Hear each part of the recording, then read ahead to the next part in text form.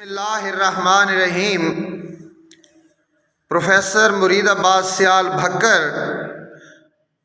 Good morning, students. Assalamu alaikum. Today we are studying chemistry, chapter 5. Topic is vapor pressure. At page number 85, you can see the definition of vapor pressure. Please read it, the definition of vapor pressure. Mohsin Iqbal, please read it. Definition of vapor pressure. Bismillahirrahmanirrahim. The pressure exerted by the vapor of a liquid at equilibrium with the liquid at a particular temperature is called vapor pressure of a liquid. Okay, sit down. This is the definition of vapor pressure. They are saying that vapor pressure of the liquid at equilibrium with the liquid at particular temperature is called vapor pressure of the liquid. There are two conditions. One is open surface liquid and second is in a closed container. You are understanding? کہ ایک liquid ہے ہمارے پاس اور وہ کھلے برتن میں ہے تو اس کے جو ویپورائز ہوں گے وہ تو ڈائریکٹ ایئر میں چلے جائیں گے. لیکن اگر کلوزڈ ویسل ہے, بند برتن ہے, اور اس میں بھی ویپر تو بنیں گے, لیکن انیشیلی کیا ہوگا کہ جو ویپر بننے کا عمل ہے, ویپورائزیشن کا عمل ہے, وہ فاسٹ ہوگا, تیز ہوگا. پھر وہ ویپر بنتے رہیں گے, پھر یہ ہوگا کہ وہ واپس کنڈینس ہو کر بیک لیکوڈ میں آنا شروع ہو جائیں گے. شروع میں ریٹ آف ویپورائزیشن فاسٹ ہوگا لیکن ریٹ آف کنڈینسیشن جو ہے وہ کم ہوگا, یعنی لیکوڈ سے نکلنے والے بخارات کی رفتار تیز ہوگی اور واپس آنے والے بخارات کی رفتار کم ہوگی. پھر ایک وقت آئے گا کہ جتنے ویپورائز ہو رہے ہوں گے لیکوڈ سے اتنے لیکوڈ ویسل میں, کلوزڈ ویسل میں واپس بھی آ رہے ہوں گے. تو rate of going out vapours will be equal to the rate of vapours coming back to the liquid, یعنی جتنے بخارات باہر نکل رہے ہوں گے اتنے ہی واپس آ رہے ہوں گے. اس کو کیا کہتے ہیں؟ ایکولیبریم. سمجھ آ رہی ہے بچوں آپ کو؟ ایکولیبریم. اور اس کو ڈائنامک ایکولیبریم کیوں کہتے ہیں؟ ڈائنامک اس لیے کہتے ہیں کہ جو ریٹ آف فارورڈ ریئیکشن ہے وہ بھی ہو رہا ہے اور ریٹ آف ریورس ریئیکشن یعنی ریورس ریئیکشن بھی ہو رہا ہے, اور دونوں جو ریئیکشن ہیں وہ ایکول ہیں بٹ اپوزٹ ڈائریکشن میں ہیں. یعنی فارورڈ ریئیکشن میں کیا ہو رہا ہے؟ ویپر بن رہے ہیں, ویسل کے اوپر جا رہے ہیں خالی سپیس میں, اور بیکورڈ ریئیکشن میں کیا ہے کہ وہ ویپر دوبارہ کنڈینس ہو کے واپس لیکوڈ میں آ رہے ہیں. تو وہ آپ کا ریورس ریئیکشن ہے.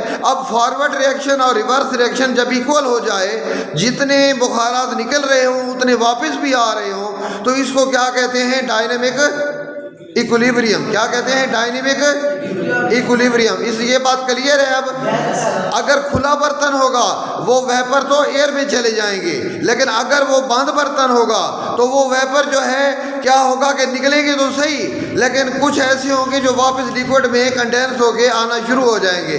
ایک وقت آئے گا کہ دونوں کی رفتار برابر ہو جائے گی, جتنے ویپر نکل رہے ہوں گے اتنے واپس آ رہے ہوں گے, بشرطے کہ وہ ویسل جو ہے, وہ برتن جو ہے وہ بند ہو. تو اس کنڈیشن کو کہتے ہیں ڈائنامک ایکولیبریم. اب اس کے ہم پڑھیں گے فیکٹرز, کہ فیکٹرز کتنے ہیں. آپ فیکٹرز جو ہے یہ احتشام ذرا ریڈ کر دیجئے کہ اس کے جو ویپر پریشر کے فیکٹرز ہیں وہ کتنے ہیں. Nature of liquid, size of molecule, temperature. Nature of liquid کی فرسٹ لائن پڑھیے گا. Vapor pressure depend upon the nature of liquid. Polar liquids have low vapor pressure and then non-polar liquid at the same temperature.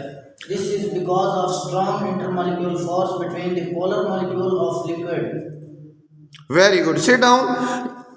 آپ اس میں ایک graph بنا سکتے ہیں یا اس کو میتھمیٹیکلی شو کر سکتے ہیں. آپ جانتے ہیں کہ دو پرپورشن ہوتے ہیں, ایک ڈائریکٹ پرپورشن ہوتا ہے اور ایک انڈائریکٹ یعنی انورس پرپورشن ہوتا ہے, یہ آپ جانتے ہیں نا. تو آپ لکھیں گے کہ vapour pressure non polar liquid is inversely proportional to the vapour pressure of polar liquid. یعنی مطلب کیا ہے کہ جو پولر لیکوڈز ہیں ان کا ویپر پریشر کم ہوگا اور جو نان پولر لیکوڈز ہیں ان کا ویپر پریشر زیادہ ہوگا. وجہ کیا ہے کہ پولر جو لیکوڈز ہیں ان کی انٹر مالیکولر فورسز زیادہ ہوتی ہیں, اس لیے ویپر کم بنتے ہیں, اس لیے پولر لیکوڈ کا ویپر پریشر کم ہوگا اور نان پولر کا ویپر پریشر زیادہ ہوگا. اب ایک چیز کم ہو ایک زیادہ ہو, اس کو کیا کہتے ہیں؟ Inversely proportional. اب دوسرا فیکٹر جو ہے اس میں وہ ہے سائز آف مالیکیول. یہ آپ ابو بکر آپ ریڈ کر دیں, size of molecule. Small sized molecule can easily evaporate than big sized molecule. Hence, small sized molecular liquid exert more vapor pressure. Okay, sit down. They are saying in this topic, small size molecule can easily evaporate than big size molecules, and they are saying that first example is hexane and decane. Hexane formula is C6H14, whereas decane formula is C10H22. اب آپ دیکھیں کہ جو ہیگزین ہے وہ اس کا molecular mass کم ہے, تو اس کے جو مالیکیولز ہوں گے وہ لو, ان کا جو سائز ہوگا وہ لو ہوگا. اور ڈیکین چونکہ higher molecular mass hydrocarbon ہے تو ان کے مالیکیول کا میس جو ہے وہ زیادہ ہوگا. تو اگر مالیکیول کا سائز سمال ہو تو ایواپوریشن جو ہے وہ فاسٹ ہوگی, اور اگر مالیکیول کا سائز بگ ہو تو ایواپوریشن جو ہے وہ سلو ہوگی. اس کا مطلب یہ ہوا کہ ویپر پریشر اور size of molecules of liquid میں بھی انورس پرپورشن ہے. پہلا پرپورشن بھی آپ نے پڑھ لیا کہ وہ جو ہے معکوس تناسب ہے, انورس پرپورشنل ہے, اور دوسرا جو ہے وہ بھی انورس پرپورشن ہے. اب تیسرا بچ جاتا ہے ٹیمپریچر, کہ ٹیمپریچر بھی اس کا فیکٹر ہے. تو ٹیمپریچر کو ریڈ کریں گے آپ, بیٹا کیا نام ہے آپ کا؟ اویس. ہاں اویس آپ ریڈ کریں. At high temperature, vapor pressure is higher than at the low temperature. At elevated temperature, the kinetic energy of the molecule will increase enough to enable them to vaporize and exert pressure. Okay, sit down. They are saying that at low temperature, vapor pressure is low. But at higher temperature vapor pressure is fast, because at high temperature rate of evaporation increases. You know very well that if it is hot, یعنی اگر گرمی ہو, temperature زیادہ ہو تو kinetic energy molecule کو مل جائے گی اور وہ زیادہ ایواپوریٹ ہوں گے. یہی تو وجہ ہے کہ سردیوں میں کپڑے دیر سے خشک ہوتے ہیں اور گرمیوں میں جلدی سوکھ جاتے ہیں. وجہ کیا ہے کہ سردیوں میں ایواپوریشن کم ہوتی ہے ٹیمپریچر کم ہونے کی وجہ سے, اور گرمیوں میں ایواپوریشن زیادہ ہوتی ہے ٹیمپریچر زیادہ ہونے کی وجہ سے. تو اس میں کیا ہے, ڈائریکٹ پرپورشنل ہے, یعنی جیسے ٹیمپریچر بڑھے گا ویپر پریشر بھی بڑھے گا. یہ چیز آپ نے یاد رکھنی ہے. اور ٹیبل دیکھ لو, آپ کی بک میں ہے ٹیبل 5.1, اس میں 0 ڈگری سینٹی گریڈ پہ واٹر کا ویپر پریشر کتنا لکھا ہوا ہے؟ 4.58 mmHg, یہ ویپر پریشر ہے. اور 20 پہ کتنا ہے؟ 17.5.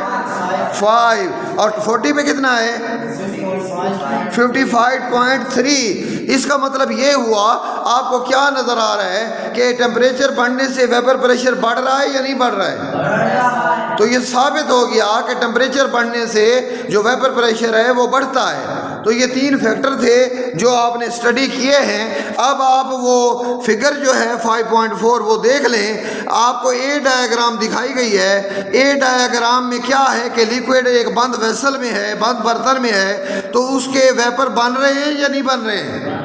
بن رہے ہیں. اور سارے ویپر بن رہے ہیں, یعنی ویپر جو ہے لیکوڈ سے باہر آ رہے ہیں, واپس کوئی نہیں آ رہا. بی ڈائیگرام میں دیکھیں کہ آفٹر سم ٹائم, جب ٹائم گزر گیا تو کچھ مالیکیول نکل رہے تھے اور کچھ مالیکیول جو ہے وہ واپس آ رہے تھے. پھر شکل سی میں کیا ہوا کہ جتنے مالیکیول لیکوڈ سے نکل رہے تھے اتنے ہی واپس لیکوڈ میں کنڈینس ہو کے آ رہے تھے.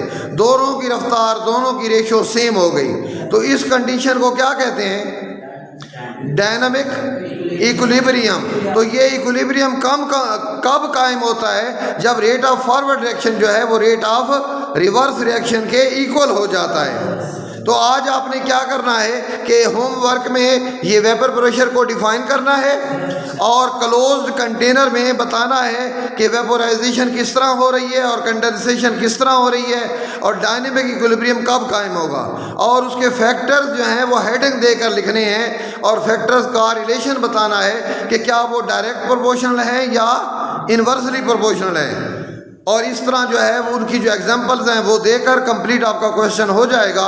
اور انشاءاللہ اگر اس طرح آپ نے تیاری کی اور پیپر میں لکھا بالکل نیٹ اینڈ کلین تو فل مارکس جو ہے اس کی گارنٹی ہے. میری دعا ہے کہ اللہ کریم آپ کو گڈ مارکس عطا فرمائے. بہت شکریہ. اللہ حافظ.